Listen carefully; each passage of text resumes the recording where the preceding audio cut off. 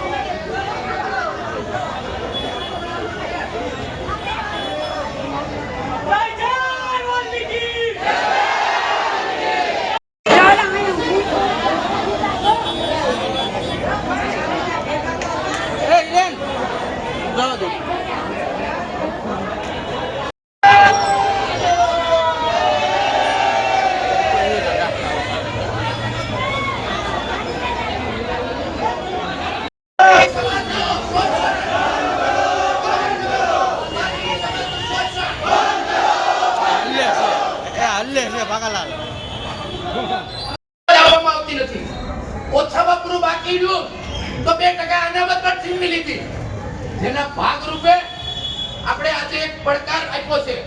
Collector સાહેબને કીધું છે 2005 ની સામે શિક્ષકની અનામત એ પણ બંધ કરી દેવામાં 2%. હા, છતાં આજ દિન સુધી એમાં પણ કાંઈ નથી એક્શન લીધું.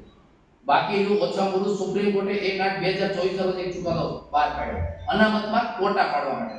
એમાં પણ અમને અન્યાય આજની શિક્ષકની ભરતી, પોલીસની ભરતી અને તલાટીની ભરતીનો એમાં વાલ્મીકી સમાજને ક્યાંય પણ કોટામાં કોઈ પણ જગ્યાએ સમાવેશ નથી.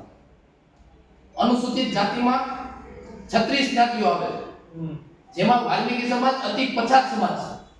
આજે વાલ્મીકી સમાજ તે છેવાડે બેઠેલો છે, છતાં એને એક પણ જાતની ન્યાયની માંગણી આવે ત્યારે વાલ્મીકી સમાજને કોઈ પણ જાતનું જે કાર્યવાહી થવી પડે એ પ્રમાણે એને મળતું નથી. એટલે કે 2024 નો જે દેશની સર્વોચ્ચ અદાલતનો ચુકાદો છે એમાં અનામત કોટામાં કોટા પાડવા સ્પેશિયલ અનામત વાલ્મીકી સમાજને સ્પેશિયલ અનામત.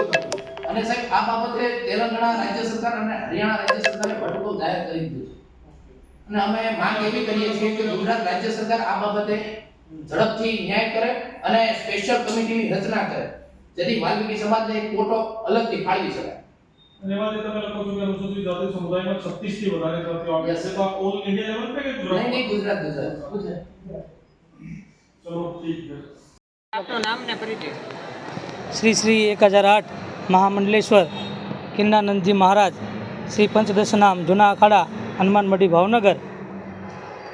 આજરોજ ભાવનગર શહેર ખાતે અનામત આંદોલન સમિતિ દ્વારા જે સુપ્રીમ કોર્ટ દ્વારા જે કોટાનું અમલીકરણ માટે 2% શિક્ષકની જે નોકરીમાં મળતી અનામત જે બંધ કરવામાં આવી છે, તેના ભાગરૂપે એ તદંતર તાત્કાલિક ધોરણે લાગુ કરવામાં આવે એવી માંગ સાથે બહોળી સંખ્યામાં ચાલુ વરસાદે પોતાનો રોજગાર છોડી અને ભાઈઓ, બહેનો, યુવાનો, બાળકો એકઠા થઈ અને કલેક્ટરશ્રીને શિસ્તબદ્ધ રીતે શાંતિપૂર્વક એક આવેદનપત્ર દેવામાં આવ્યું છે. અને 30 દિવસની અંદર જો આનો જવાબ ન આવે તો આના પર અમે અનશન ઉપર કલેક્ટરશ્રીના દરવાજા પાસે બેસી જઈશું, એની પણ ખાતરી આ સોશિયલ મીડિયાના માધ્યમથી અમે દેવા માંગીએ છીએ. જય સિયારામ, ભારત માતા કી જય, જય જય શ્રી રામ.